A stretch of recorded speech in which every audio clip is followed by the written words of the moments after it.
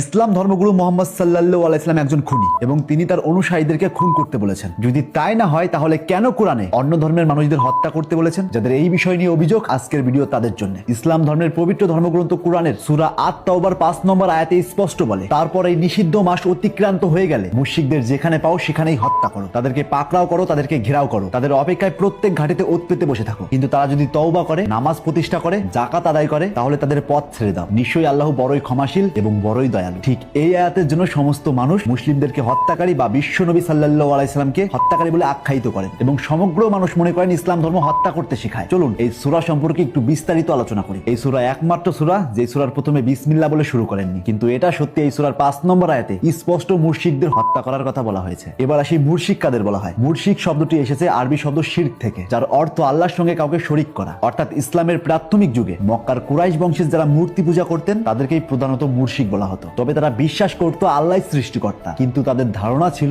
বিভিন্ন দেবদেবী বা মূর্তির মাধ্যমে আল্লাহর কাছে পৌঁছাতে হবে। তাই তারা কাবার ভিতরে এবং আশেপাশে মোট 360টি মূর্তি স্থাপন করেন। এবার আসি, সত্যি কি কোরআন সমস্ত অমুসলিমকে হত্যা করতে বলেছেন, নাকি এর মধ্যে লুকিয়ে আছে অন্য ঘটনা? সূরা আত-তাওবা নাজিল হয় হিজরির 9ম বছরে। তখন আরব উপদ্বীপে মুসলিমদের সঙ্গে কিছু নির্দিষ্ট মুশরিক গোত্রের সঙ্গে চুক্তি হয়, টানা 10 বছর কোনো যুদ্ধ করা যাবে না, দুই পক্ষের বিরুদ্ধেই পরস্পর সাহায্য করবে না। যে কোনো গোত্র চাইলে মুসলিম পক্ষে বা কুরাইশদের পক্ষে চুক্তিবদ্ধ হতে পারবে, কেউ গোপনে আক্রমণ বা বিশ্বাসঘাতকতা করতে পারবে না। এটা ছিল শান্তি এবং সহাবস্থানের চুক্তি। অর্থাৎ এই চুক্তির মেইন উদ্দেশ্য ছিল শান্তি, কিন্তু এই চুক্তি হওয়ার পরেও সেই মুশরিকরা বারবার সেই চুক্তি ভঙ্গ করছিল। তারা গোপনে ষড়যন্ত্র করে, বিশ্বাসঘাতকতা করে এবং অকারণেই বারবার যুদ্ধ করেছিলেন। অর্থাৎ এক কথায় তারা বারবার সমস্ত চুক্তি ভঙ্গ করছিলেন। এটা শুধু একবার নয়, তারা বারবার করতে থাকে। তখন নাজিল হয় এই সূরা আত-তাওবা। তখন বলা হয় ওই চুক্তি ভঙ্গকারী মুশরিকদের যেখানে পাবে সেখানে হত্যা করো, তাদের প্রত্যেকটা ঘাটিতে ওত পেতে বসে থাকো, কিন্তু যেই সব মুশরিকরা ক্ষমা চাবে তাদেরকে যেতে দাও। অর্থাৎ এই সূরা নাজিল হয় শুধুমাত্র এক নির্দিষ্ট চুক্তি ভঙ্গ করা মুশরিকদের জন্য, সারা পৃথিবীর মানুষদের জন্য নয়। চলুন আরেকটু সহজ করে বলি। ধরুন ভারত আর পাকিস্তানের মধ্যে শান্তি চুক্তি হলো। চুক্তিতে লেখা হলো পরস্পর কেউ কাউকে আক্রমণ করবে না, কখনো বিশ্বাসঘাতকতা করবে না, কখনো চিট করবে না এবং নিরপরাধ মানুষদের হত্যা করবে না। কিন্তু এই চুক্তি হওয়া সত্ত্বেও পাকিস্তান